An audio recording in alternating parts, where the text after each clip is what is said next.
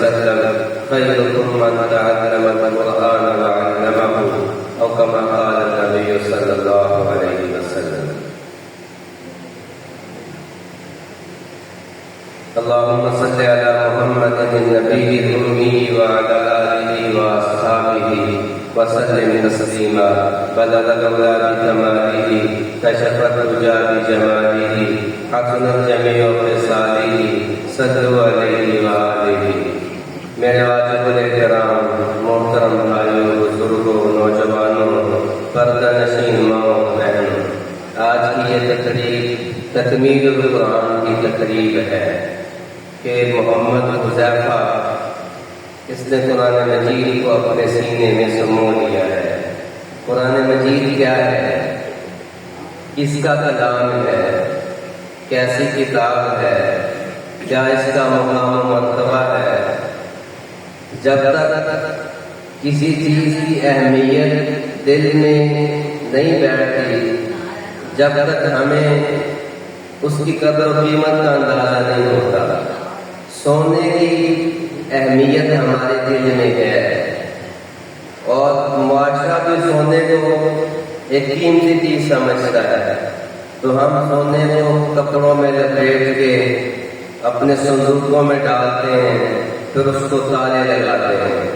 کوئی لوگ بینک میں رکھوا دیتے ہیں، لاکرز میں.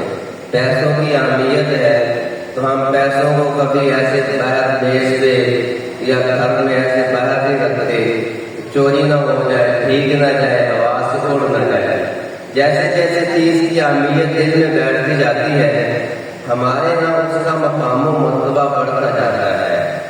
دنیا میں اگر اہمیت کے لائق کوئی کلام ہے تو وہ کلام اللہ ہے، وہ اللہ کا کلام ہے. ایک ایک حرف الحمد کے الف سے لے کے والناس کی سین تک یہ اللہ کا کلام عرش سے اترا ہوا ہے. اس کو لانے والے فرشتوں کے سردار جبریل امین ہیں، اور جس ہستی میں بھیجا جا رہا ہے وہ پوری کائنات کے سردار محمد رسول اللہ صلی اللہ علیہ وسلم ہے. جس شہر میں اتارا جا رہا ہے وہ دنیا کے سارے شہروں کا مرکز اور سب سے بابرکت شہر مکہ المکرمہ ہے یا مدینہ المنورہ ہے. تو سیریز سمجھیں آپ، کلام جس ہستی کا ہے وہ رب العالمین ہے. تؤتی الملک من تشاء تنزع الملک ممن تشاء تعز من تشاء وتذل من تشاء بیدک الخیر انک علی کل شیء قدیر. اس ہستی کا کلام ہے، چاہے تو ایک پل میں عزتوں کی تاج سر پہ رکھ دے، چاہے تو وہ ذلت کی گہرائیوں میں گرا دے، چاہے تو وہ امیر بنا دے، چاہے تو وہ فقیر کر دے، وہ چاہے تو بادشاہتیں دے دے، وہ چاہے تو قید و بند کی صحبتوں میں ڈال دے، اسے کوئی پوچھنے والا نہیں. انک علی کل شیء قدیر. اللہ کیا کہتے ہیں؟ ہر چیز پہ قادر ہے. اتنی بڑی ہستی کا کلام ہے. ان ربکم اللہ الذی خلق السماوات والارض. میں یہ کیوں بیان کر رہا ہوں کہ جس کا کلام ہے اس کی ہیبت سمجھ آئے، اس کا مقام و مرتبہ پتہ چلے. ایک ہے آپ کو کسی دیہات کے کسی غریب آدمی نے پیغام بھیجا کہ جی قاری صاحب آپ کو پیغام آیا ہے، یا مجھے مفتی صاحب آپ کو پیغام آیا ہے، تو میں سمجھوں گا مزدور آدمی ہے، جیسے مجھے جب ٹائم ملے گا تو میں بات سن لوں گا. ٹائم نہ ہوگا، اگر میں مصروف ہوا تو میں ہیلے بہانے کروں گا، میں جب ٹائم ملے گا تو فون سن لوں گا یا آپ کی بات سن لوں گا. ایک ہے کسی بڑے آدمی کا فون آ جائے، ڈی ایس پی کا آ جائے یا ایس ایچ او کا آ جائے یا وزیر اعلیٰ کے اسسٹنٹ کا آ جائے کہ آپ کو مولوی صاحب بلایا ہے، تو میں بہانے نہیں کروں گا، میں بھاگ کے جاؤں گا، کہیں دیر نہ ہو جائے، کہیں میرے اوپر کوئی اور کیس نہ بن جائے. کیوں کہ مزدور کی اہمیت میرے نزدیک اتنی ہے. میں اپنے معاشرے کی بات کر رہا ہوں، اللہ کا شکر ہے علماء کے نزدیک مزدور کی بھی وہ اہمیت ہے اور بادشاہ کی بھی وہ اہمیت ہے. ہم فرق نہیں کرتے کیونکہ میرے رب نے فرق نہیں کیا. میرے نبی نے حجۃ الوداع کے موقع پر فرمایا تھا، باتیں بھائی نکلتی جائیں گی، آپ سمجھتے جائیے گا.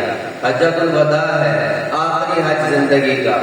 آپ اپنی اونٹنی پہ سوار ہیں، اور صحابہ سے یہ فرما رہے ہیں کہ آج کے بعد اس طرح سے کبھی ہم اکٹھے نہیں ہوں گے، نہ تم مجھے دیکھ سکو گے نہ میں تمہیں اس طرح دیکھ سکوں گا، یہ میری تمہاری آخری ملاقات ہے۔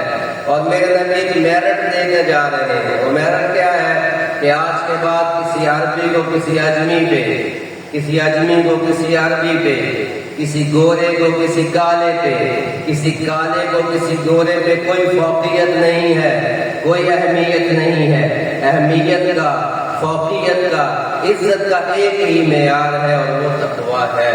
جس کے دل میں جتنا اللہ کا خوف ہوگا، جتنا وہ نیک ہوگا، وہ اللہ کے نزدیک اتنا عزت والا ہوگا، وہ اللہ کے نزدیک اتنا احترام والا ہوگا، وہ اللہ کے نزدیک اتنی عزتوں کا تاج سر پہ پائے گا جتنا وہ نیک ہوگا۔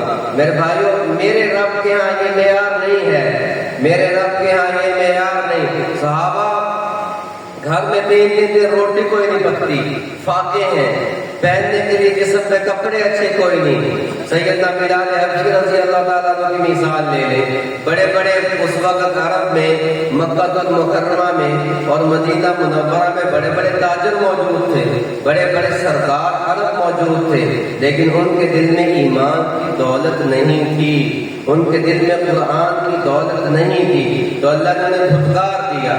یہ بلال ہے، ان کی ماں بھی غلام ہے، ان کے باپ بھی غلام ہے، بظاہر بھی چہرے سے بھی اتنے خوبصورت کوئی نہیں۔ ایک صحابی کے معیار کو دنیا کا بڑے سے بڑا بھی مالدار اور نیک آدمی اس کے مرتبے کو نہیں پہنچ سکتا، لیکن بظاہر کپڑے اچھے کوئی نہیں، بیگ میں خاندان کوئی نہیں، گھرانے کوئی نہیں، قبیلہ کنبہ کوئی نہیں، لیکن اللہ کا تقویٰ جب دل میں ہے، وہ زمین پہ چلتے ہیں، اللہ تعالیٰ ان کی آہٹ کو آسمانوں تک پہنچا دیتا ہے۔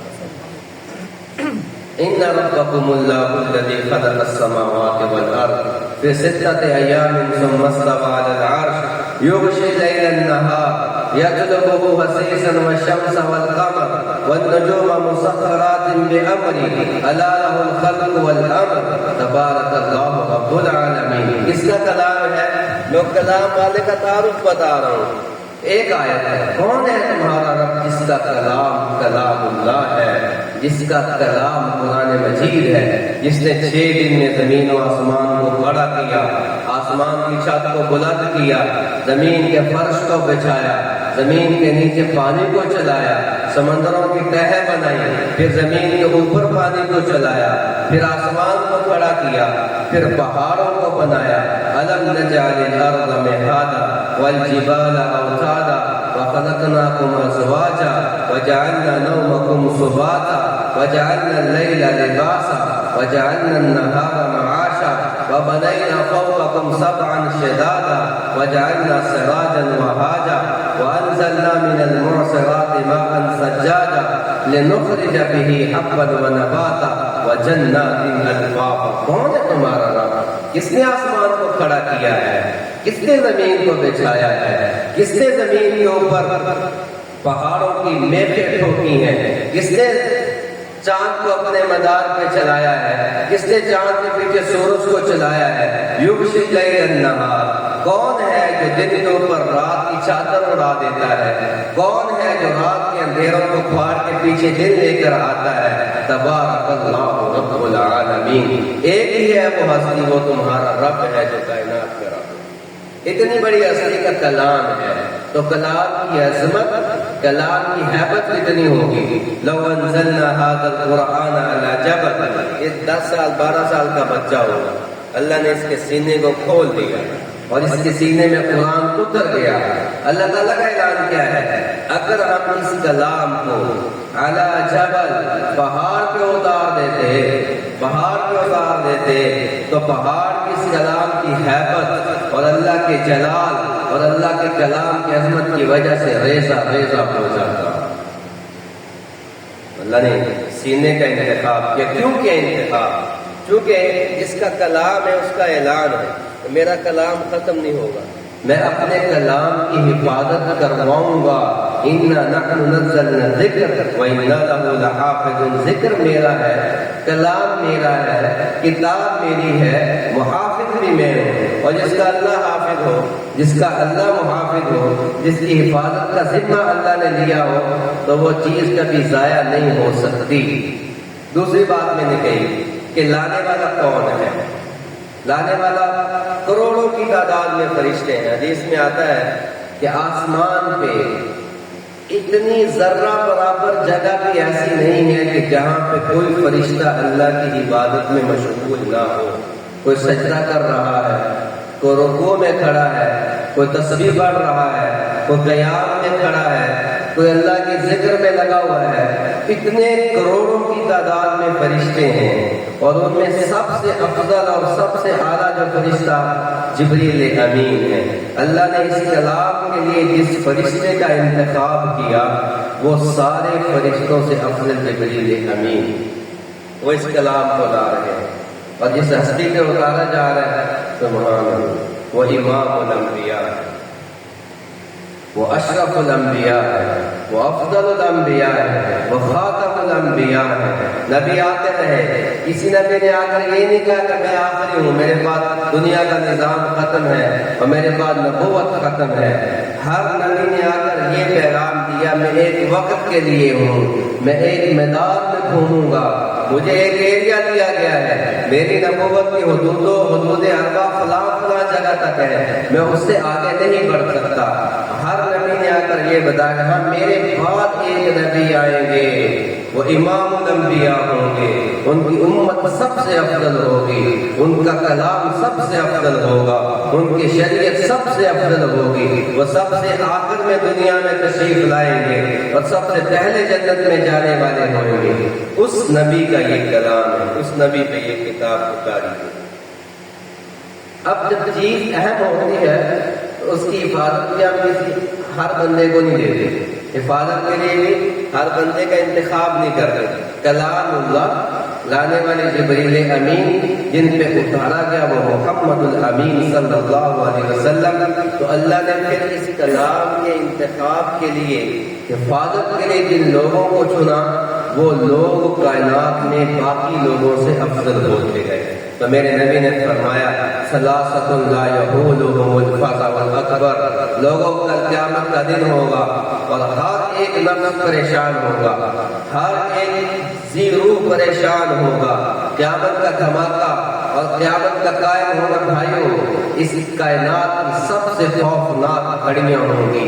اذا زلزلت الارض زلزالها واخرجت الارض اثقالها وقال الانسان ما لها يومئذ تحدث اخبارها القارعة ما القارعة وما ادراك ما القارعة يوم يكون الناس كالفراش المبثوث وتكون الجبال كالعهن المنفوش۔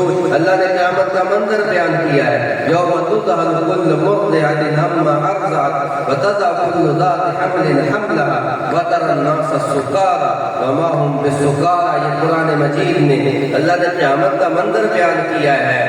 کیسا منظر ہے؟ تم لوگوں کو دیکھو گے وہ بے ہوش پڑے ہوئے ہوں گے۔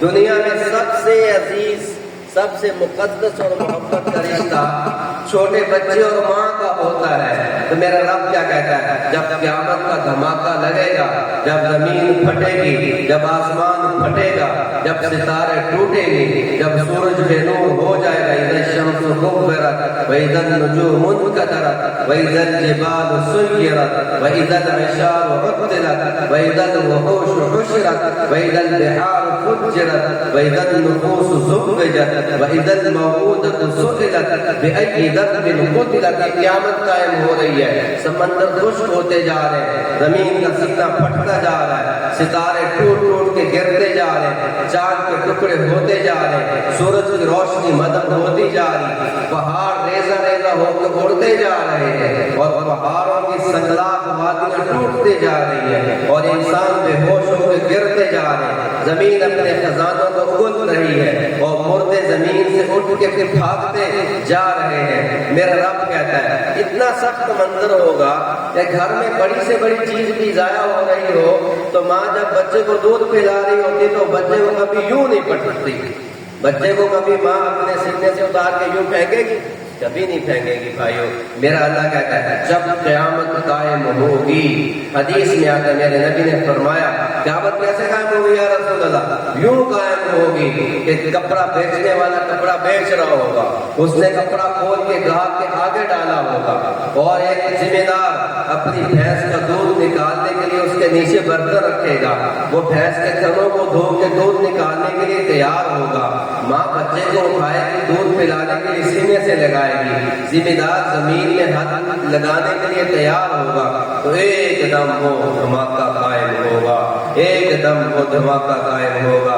اذا دکت الارض دکا وجاء ربک والملائکۃ صفا صفا، قیامت پلائی جا رہی، جہنم پلائی جا رہی، جنت پلائی جا رہی، زمین پہ زلزلہ قائم ہو رہا، تو میرے نبی نے فرمایا دکان والے کو دکان بھول جائے گی، ذمہ دار کو زمین بھول جائے گی، ماں کو بچہ بھول جائے گا، اور وہ کہے گی تو جا جہاں جاتا ہے، یا ایسے نہیں یوم تدعو کل مرضع، ماں دودھ پلا رہی ہے تو بچے کو سینے سے اتار کے یوں پھینک دے گی، کہے گی آج میں اپنی جان بچانے چاہتی ہوں، تو جہاں جاتا ہے مرضی جا۔ بھائیو سارے رشتے بے وفا ہو جائیں گے، اس دن سارے رشتے بے وفا ہو جائیں گے۔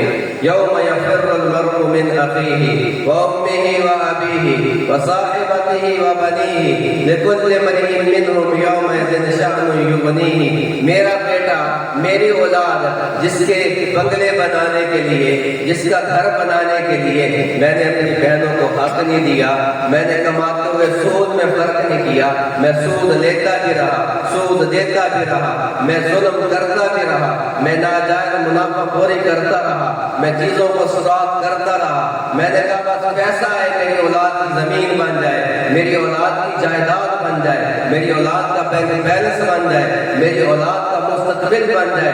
میں نے نہ حرام کی تمیز کی نہ حلال کی تمیز کی، اولاد کے پیٹ بھرنے کے لیے میں نے لوگوں کے بچوں کے نوالے کھینچ لیے، اپنا کمرہ ٹھنڈا کرنے کے لیے میں نے غریب کے چولہے کو بجھا دیا، اپنا پیٹ بھرنے کے لیے میں نے غریب کا پیٹ کاٹا، میں نے مزدور کا پیٹ کاٹا، میں نے غیروں کے حق میں ڈاکہ ڈالا، میں نے غریب پہ ظلم کیا، کس کے لیے؟ اولاد کے لیے۔ آپ کا رب کیا کہتا ہے؟ یوم یفر المرء من اخیہ، وہ دن جب قائم ہوگا تیری بیوی کہے گی میں نہیں جانتا قاری طیب کون ہے، قاری طیب کی اولاد کہے گی میں نہیں جانتا قاری طیب صاحب کون ہے۔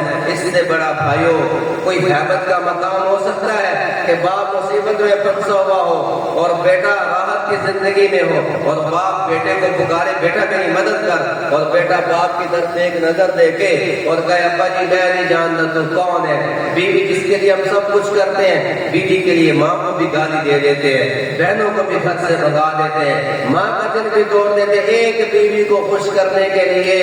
وہ بیوی کہے گی قیامت والے دن میں نہیں جانتی مفتی عابد کون ہے، میں نہیں پہچانتی تو کون ہے، میرا رب کہہ رہا ہے، میں نہیں کہہ رہا، آپ کا رب یہ اعلان کر رہا ہے بھائیو یہ قیامت کا دن ہوگا، اگر تم نے ظلم کیا ہوا تمہاری بیوی بے وفا ہو جائے گی، تمہاری اولاد بے وفا ہو جائے گی، تمہارے بھائی تمہیں چھوڑ جائیں گے، تمہاری بہنیں تمہیں چھوڑ جائیں گی، تم تنے تنہا کھڑے رہ جاؤ گے۔ میں اکثر کہتا ہوں بھائیو، میں اکثر یہ بات کہتا ہوں، اپنی اولادوں کے پیٹ بھرنے کے لیے ظالم نہ بنو، کمائیں گے ہم، عیاشی میری اولاد کرے گی، عیاشی میرے بھائی کریں گے، کل قیامت کا دن ہوگا، قبر کی گھاٹی ہوگی، حساب میں دوں گا، روپے کا بتانا مجھے پڑے گا۔ یہ مضمون اور طرف چلا گیا، یہ سب کچھ سامنے رکھے کہ قیامت میں یوں ہوگا یوں ہوگا، سارے چھوڑ جائیں گے، سارے، باپ پھنسا ہوگا، اللہ نہ کرے ایسا منظر آئے، باپ پھنسا ہوا ہوگا اور جہنم کا فیصلہ ہو چکا ہوگا، پھر محمد حذیفہ آئے گا، یہ پوچھے گا میرا ابا کہاں ہے، میری اماں کہاں ہے، میرے چچا کہاں ہے، میرے دادا ابو کدھر ہے، میرے نانا ابو کدھر ہے؟ اللہ نہ کرے ایسا، کو مثال دے رہا ہوں، تو وہ کہیں گے وہ تو تمہارے ساتھ نہیں ہے، تو پھر حذیفہ کہہ رہا ہے میرے رب تیرے نبی نے کہا تھا جو ایک قرآن کا حافظ بنے گا میں اس کی سفارش پہ 10 کو بخشوں گا، یا مجھے بھی جنت سے نکال اور جہنم میں ڈال، یا پھر جن جن کا میں نام لیتا جاؤں ان کو میرے پیچھے لگا دے۔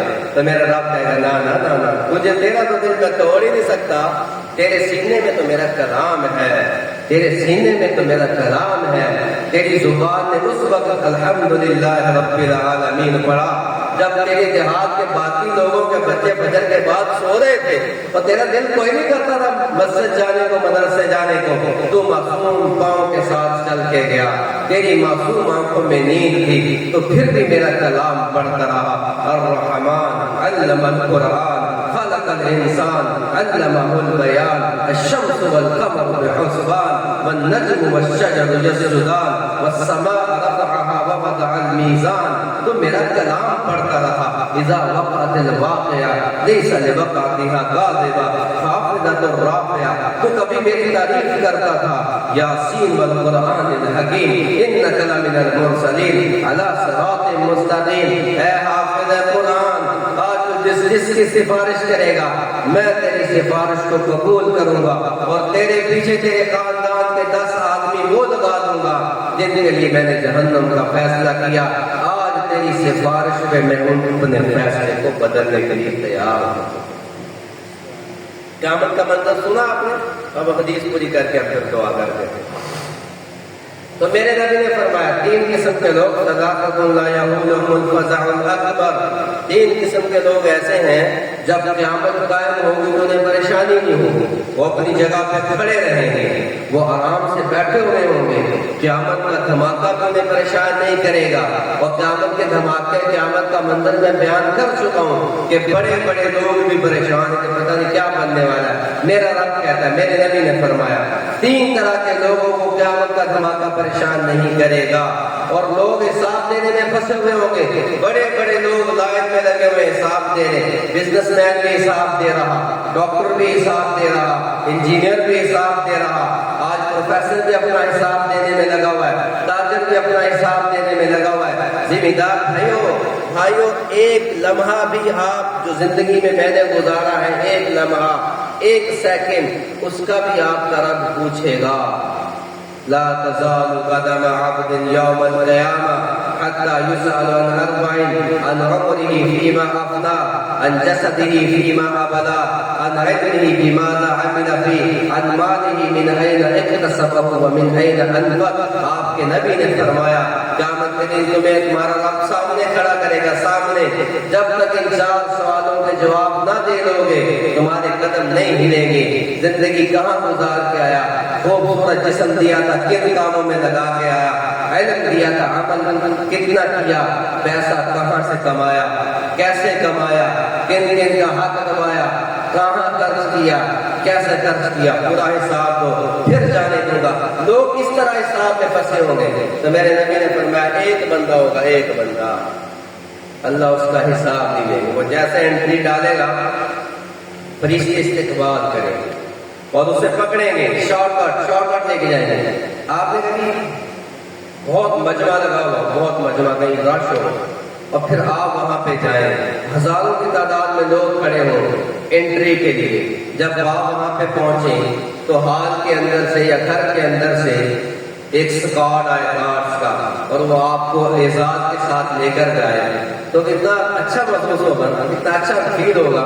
لوگ دیکھنے والے دیکھیں گے یہ کون ہے، اے کون ہے جن کا اتنا پروٹوکول ہے۔ بھائیو قیامت کا دن ہوگا ایسے ہی، لوگ پھنسے ہوئے ہوں گے۔ جیسے ایک حافظ قرآن جائے گا اللہ کے 70,000 فرشتے آگے سے بڑھیں گے اور وہ پریشان ہوگا، پتہ نہیں میرے ساتھ کیا ہونے والا ہے، میں نے بھی لائن میں لگنا ہے۔ تو فرشتے کہیں گے نہیں، تو نے دنیا میں لوگوں کے تانے سہے، کوئی تجھے مولوی کہتا تھا، کوئی تجھے حافظ جی کہتا تھا، کوئی تجھے فقیر کہتا تھا، کوئی تجھے درویش کہتا تھا، تجھے زمیندار گندم کے دانے بھی 20 من جب دینے ہوتے تھے 20 کلو تو بڑی مشکل سے دیتے تھے۔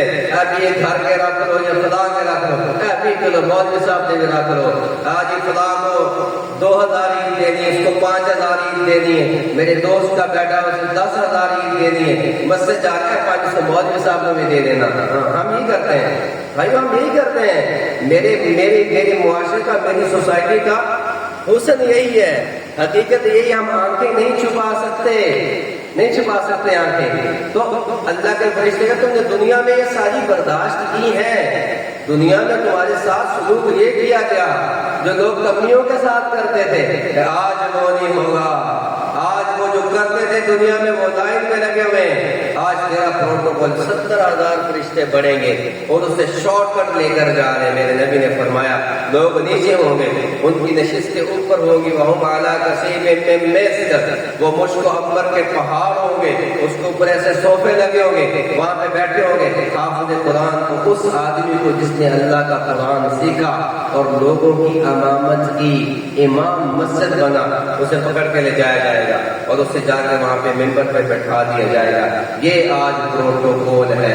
میر تقی میر نے ایک شعر کہا تھا کہ پھرتے ہیں میر خار کوئی پوچھتا نہیں، اس عاشقی میں عزت سادات دی گئی کہ کیا عشق کر بیٹھے، پہلے تو سید تھے، لوگ ہاتھ چومتے تھے، شاہ صاحب آ گئے، اس عشق کیا تو وہ جو عزت سادات تھی وہ بھی گوا بیٹھے۔ تو میں کہتا ہوں دنیا میں عزت سادات گم ہوئی ہے، لیکن آپ کا رب کیا کہتا ہے، دنیا میں تم نے تانے برداشت کیے تھے، آج میں تمہیں آؤٹ فوٹ دینے لگا ہوں، آج اس کا احساس دینے لگا ہوں۔ تو میرے نبی نے فرمایا لوگ حساب دینے میں پھنسے ہوئے، اللہ حافظ قرآن کو اٹھائے گا، مجھ کو عنبر کے ڈیلے لگوے، وہاں پہ جا کر آپ کا رب بٹھائے گا اور کہے گا آج یہ تیرا پروٹوکول ہے کہ تو نے میرے کلام کو اپنے سینے میں محفوظ کیا۔ قیامت کا منظر ہے، لوگ حساب دینے میں پھنسے ہوئے ہیں۔ میں حساب کی بار بار بات کیوں کر رہا ہوں؟ کیوں کر رہا ہوں؟ ظالم نہ بنو، راشی نہ بنو، سود خور نہ بنو، توبہ کا توبہ۔ اللہ نے ہمیں موقع دیا زندگی، سب کچھ یہیں رہ جانا ہے، سب کچھ یہیں رہے، اجل ہی نے چھوڑا نہ کسرا نہ دھارا، اسی سے سکندر صفاتے بھی ہارا، خرید لے کے کیا کیا نہ حسرت سے دھارا، بڑا رہ گیا سب یوں ہی ٹھاٹ سارا، جگہ جی لگانے کی دنیا نہیں ہے، یہ عبرت کی جا ہے تماشا نہیں ہے، ٹک حرص و ہوس کو چھوڑ میاں، مت دیس بدیس پھرے مارا، قزاق جل کا لوٹے ہے، دن رات بجا کر نکھارا، کیا بدیا بھینسا بیل شتر، کیا آگ دھواں اور انگارا، سب ٹاٹ پڑا رہ جائے گا جب لاد چلے گا بنجارا۔ جب جنازے اٹھتے ہیں تو کفن سب کا سفید ہوتا ہے اور کفن میں جیب کوئی نہیں ہوتی بھائیوں، کفن خالی جاتا ہے، 2 مربوں کا مالک ہو، 10 مربوں کا مالک ہو، وہ بھی آج 4 مزدور لوگوں کے کاندھوں پہ جا رہا ہے، ایک مزدور جو صبح کو مزدوری کر کے شام کو کھاتا تھا آج وہ بھی ویسے جا رہا ہے، اس کا کفن بھی خالی ہے، اور یہاں 250 ایکڑ والے کا کفن بھی خالی ہے، ڈاکٹر کا کفن بھی خالی ہے، پروفیسر کا کفن بھی خالی ہے، مسجد کے امام کا کفن بھی خالی ہے۔ جب آخری اینٹ لگا دی جائے گی اور وہاں پہ منکر نکیر آئیں گے اور کرامن کاتبین اپنے رجسٹر کھولیں گے، پھر مجھے اٹھا کر بٹھایا جائے گا اور پھر وہاں سے سلسلہ شروع ہوگا۔ میں اس لیے بار بار حساب کی بات کر رہا ہوں، اگر ہم وہاں پہ حساب دے سکتے ہیں تو وہ عمل یہاں پہ کرتے رہیں، اور اگر اللہ کے مقابلے میں کھڑے ہو سکتے تو پھر جو دل میں چاہے وہ کرتے رہو، اور اگر اللہ کے فرشتوں کے سامنے اور اللہ کے سامنے ہم کھڑے نہیں ہو سکتے بھائیوں، تو پھونک پھونک کے قدم رکھو، وہ کرو جتنا ہم جواب دے سکتے ہیں، اتنا ظلم کرو جتنا برداشت کر سکتے ہو، اتنا حرام کھاؤ اور کھلاؤ جتنے کا آگے حساب دے سکتے ہیں۔ تو قیامت کے دن سارے پھنسے ہوئے ہیں، بڑے بڑے لوگ بھی پھنسے ہوئے ہیں، تو ایک دم جیسے آپ بیٹھے تو پیچھے سے ایک دم ایک نور پھیلے گا، نور، تو لوگ مڑ کے پیچھے دیکھیں گے یہ کون سی روشنی ہے، دیکھیں گے تو پیچھے ایک جماعت کھڑی ہو، ان کے سروں پہ بڑے بڑے تاج اور امامے باندھے ہوئے ہوں گے، اور اماموں کی چمک سے میدان معاشر معطر اور چمکدار ہو گیا۔ وہ سارے لوگ ایک اٹھا کے دیکھیں گے یہ کون ہے، یہ کون ہے، یہ کون ہے، ایک دوسرے سے پوچھیں گے، وہ کہیں گے ہمیں کوئی نہیں پتا، ممکن ہے یہ بنی اسرائیل کے نبی ہوں، انبیاء ہوں، ممکن ہے یہ ولی اللہ ہوں، ممکن ہے یہ کتب غوث ابدال ہوں جو ولایت کے درجے ہیں۔ تو پھر ایک طرف سے فرشتہ نہیں، نہ یہ بنی اسرائیل کے انبیاء ہیں، نہ یہ کتب غوث ابدال ہیں، ان میں کوئی موچی ہے، ان میں کوئی مزدور ہے، ان میں کوئی کمہار ہے، ان میں کوئی لوہار ہے، ان میں کوئی جوتے سلائی کرنے والا ہے، ان میں کوئی ریڑھی بان ہے۔ یہ وہ لوگ ہیں، یہ وہ لوگ ہیں جن کے بچوں نے دنیا میں قرآن مجید کو اپنے سینے میں اتارا تھا۔ آج اللہ نے یہ پروٹوکول دیا ہے، یہ اعزاز دیا ہے کہ جن کی اولاد نے قرآن کو سینوں میں اتارا، صاحب قرآن کا مقام و مرتبہ تو اور ہے، اللہ ان کے ماں باپ کو وہ تاج پہنا رہا ہے تو اس کے سامنے پوری کائنات خدمت کر رہی ہے کہ کاش دنیا میں ہمارا بچہ بھی حافظ بن جاتا، میرا بیٹا بیٹی بھی عالمہ بن جاتے، آج مجھے یہ احساس ملتا۔ اللہ اس بچے کو عالم با عمل بنائے، عالم با عمل بنائے، اور اللہ ان کی نسلوں میں، ان کے گھر میں دین کو زندہ فرمائے۔ میں نے یہ جو سارا مضمون بولا ہے، چلو یہ تو حافظ بن گیا، ہم کیا کر سکتے ہیں بھائیو؟ ہم توبہ تو کر سکتے ہیں، اللہ سے صلح تو کر سکتے ہیں۔ جو ہماری زندگی میں ہم نے بلنڈر مار لیے، اس پہ اللہ کے سامنے رو تو سکتے ہیں، یہ بھی اللہ کی بہت بڑی عنایت ہے ہمارے اوپر، اللہ کی کرم نوازی کہ اللہ نے توبہ کا دروازہ کھلا رکھا ہوا ہے، ہم اللہ کے حضور توبہ کر لیں، یہ عزم کر کے اٹھو۔ آخری بات یہ، گھروں میں قرآن مجید کی تلاوت، یہ بڑے بڑے ہمارے بزرگ بیٹھے ہیں، آپ کا تو پتہ نہیں کیا حال ہے، شہروں کی مسجدوں سے تلاوت قرآن مجید ختم ہو گئی۔ پہلے رمضان آتا تھا، بزرگ بڑے نوجوان اگلی سبوں میں بیٹھ کے قرآن مجید کھولتے، روز ایک پارہ پڑھتے، 30واں روزہ ہوتا، 30 پارے پورے قرآن مجید پورا ہو جاتا۔ میں یونیورسٹی پڑھاتا ہوں تو میں اکثر بچوں سے پوچھتا رہتا ہوں کہ پچھلے رمضان میں قرآن کس کس نے کھولا تھا، تو کیا کہ لوگ بتا دیتے ہیں بچے جی ہم نے کھولا تھا۔ تو میں نے پوچھا اس کے بعد اگلے رمضان تک کتنے بچوں نے قرآن مجید کھولا؟ 20 50 100 کی کلاس ہوتی ہے، 2-3 نوجوان ہوتے ہیں، ان میں بھی اکثر بچیاں ہوتی ہیں، وہ کہتے ہیں جی اسی کھولے تھے پچھلے رمضان سے لے کے اس رمضان تک پورا سال قرآن مجید کو ہاتھ نہیں لگایا۔ اور اس موبائل کو سوتے بھی دیکھتے ہیں، اٹھ کے بھی دیکھتے ہیں، تھوڑی دیر گیپ پڑ جائے پھر بھی موبائل جیب سے نکال کے دیکھتے ہیں کہ کسی کا میسج تو نہیں آیا، کوئی مجھے کال تو نہیں آئی۔ وہ اللہ کی کال صبح شام مجھے آ رہی ہے۔ بھائیوں، گھروں میں قرآن کھولنا عام کریں، تلاوت قرآن مجید گھروں میں رواج ڈالیں۔ صبح سورہ یاسین میرے نبی نے فرمایا جس نے صبح سورہ یاسین کی تلاوت کی نماز کے بعد پورا دن اللہ اس کا وکیل ہو جائے گا، اور جس نے سورہ واقعہ پڑھی مغرب کے بعد یا عشاء کے بعد اس گھر میں کبھی فاقہ بیماری نہیں آئے گی۔ پھر میرے نبی نے فرمایا جس نے سوتے ہوئے سورہ ملک پڑھی، کل جب اس کی آنکھیں بند ہوں گی تو قبر میں اندھیرا سورہ ملک ایک دم روشنی کر دے گی اور اسے کہے گی تم نے پریشان نہیں ہونا، دنیا سے بہتر زندگی تمہیں مبارک ہو۔ پھر میرے نبی نے فرمایا جو جمعے کے دن سورہ کہف پڑھے گا اگلے جمعے تک اللہ عرش اس کے لیے ایک نور پیدا کرے گا، وہ نور اس کو اپنے دائرے میں لے کے رکھے گا، ایک جمعے سے اگلے جمعے تک وہ اللہ کی حفاظت میں رہے گا۔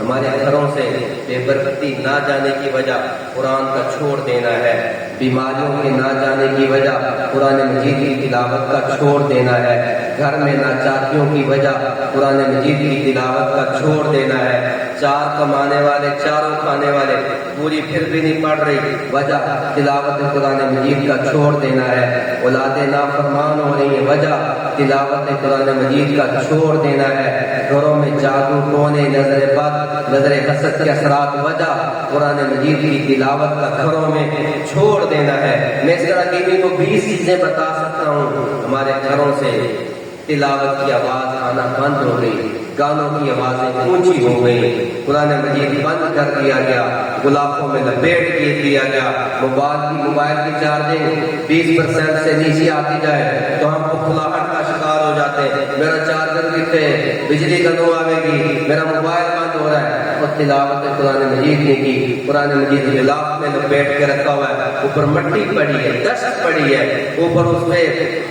جانوروں نے پیٹھیں کر کے غلاف کو اٹ دیا ہے، اس کی مجھے فکر نہیں ہوتی، یہ نماز فکریہ ہے۔ اللہ تعالیٰ محمد حذیفہ کو عالم عمل بنائے، ان کے استاد مکرم استاد العلماء مولانا قاری محمد طیب صاحب حفظہ اللہ کو اللہ اس پہ جزائے خیر عطا فرمائے۔ یہ کوئی 100 کے قریب حفاظ کے استاد ہوتے ہیں، اس سے بڑی سعادت کوئی نہیں۔ اللہ ان کے والدین کو، ان کے صاحب کے والدین کو، اس کے گھر والوں کو جزائے خیر دے، آپ سب کو بہت بہت مبارک ہو۔ اچھا، اب یہ بچہ اب جو مرضی کرے دنیا میں انشاءاللہ یہ عالم بعمل بنے گا، لیکن آپ تاج کے مستحق بن گئے ہیں، ٹھیک ہے۔ اللہ آپ اس کو اللہ پاک آپ کو مبارک کریں، اور آپ کوشش کریں گھر میں تلاوت قرآن مجید کی اور سنت رسول کو چہرے پہ سجانے کی اور نماز کی پابندی کی۔ اللہ تعالیٰ ہم سب کو